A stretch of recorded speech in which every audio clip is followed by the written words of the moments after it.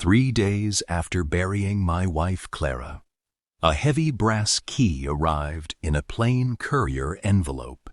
There was no return address, just a handwritten note in Clara's unmistakable cursive that read, "Go to 404 Willow Ridge alone.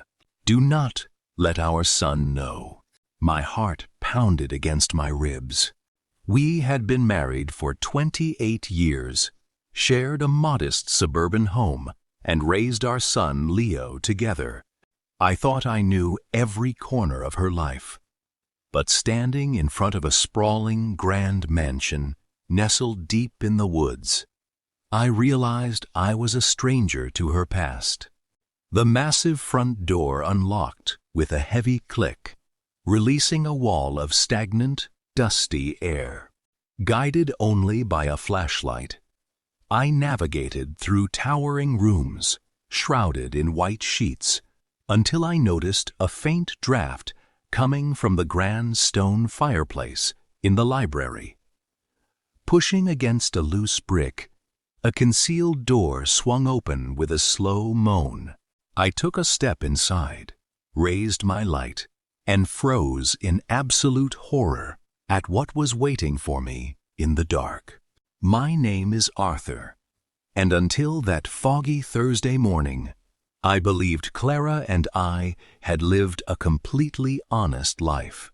We ran a small local bakery, lived frugally, and poured every extra dollar into sending our 24-year-old son Leo to medical school.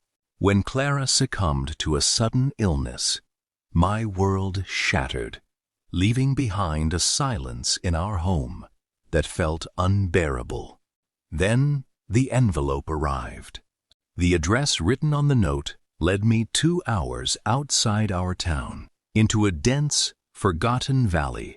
Rising out of the mist, stood an estate that looked like it belonged to nobility, complete with stone pillars and wrought iron gates that stood slightly ajar. My hands trembled as I inserted the brass key into the heavy oak door. The interior was frozen in time. Crystal chandeliers hung above covered furniture, and dusty grand pianos sat silently in vast parlors. How could a simple bakery owner afford a property worth millions? Why had she kept it hidden from me and our son? Which troubled me most. Leo was her pride and joy, a bright young man dedicated to saving lives. Following a cold breeze through the grand hall, I entered the mansion's library. The hearth was filled with cold ashes, but behind the fireplace mantel, I spotted a seam in the woodwork. I pressed down on the decorative iron trim, triggering a heavy counterweight mechanism. The entire back wall of the fireplace slid back, revealing a metal door equipped with an electronic keypad and a secondary keyhole. Using the second small key attached to Clara's ring, the beam of my flashlight illuminated a fully equipped, state-of-the-art medical facility.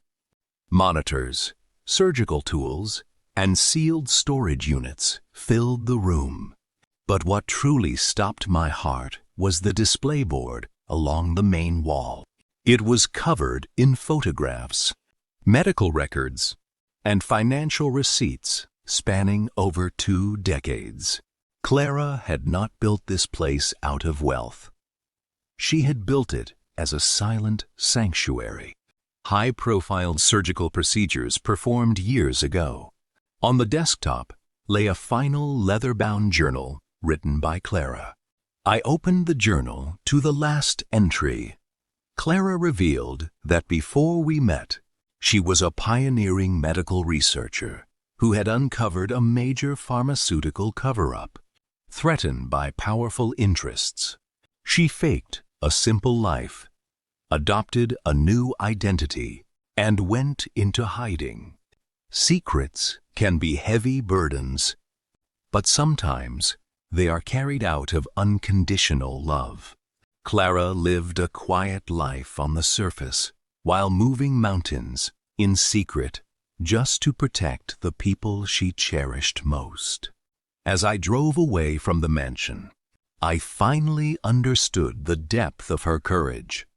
If you enjoyed this emotional journey and want to hear more powerful true stories of love, mystery, and sacrifice, please support the channel.